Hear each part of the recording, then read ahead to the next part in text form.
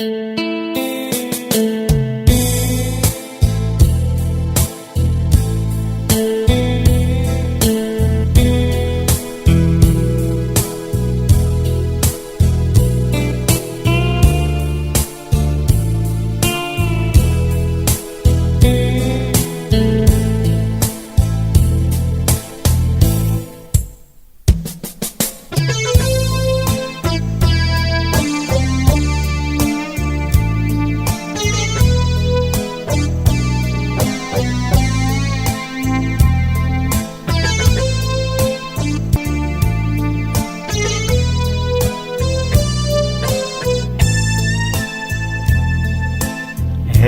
karbıtı güneten her gille en iyi körbütüm keteher min tennüm gibiti o kemi umnubat yüreği karar oynamın tühere arası başıgar ergiyen en soğuk sabarı haymana dünlüke sayıhan kabıdüm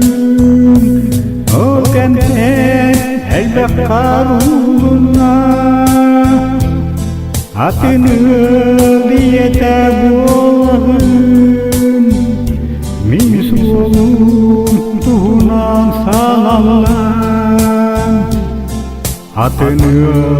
ağata boğdum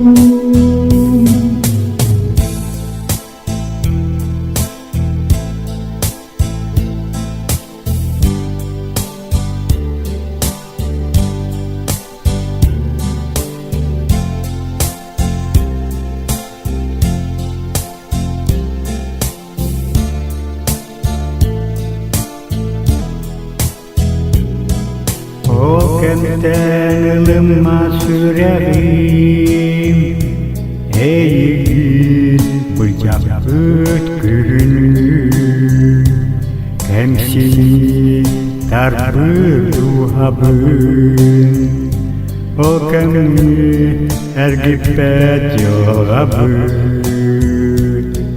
soğutok sedirde hergiyer kurustuk kilini Господа Tulubut lavatan rata Külüm valsigar erdiye O kentene bakar uğruna Atını iyete boğulun min soğuk tuğuna salallan atını ağata boğdum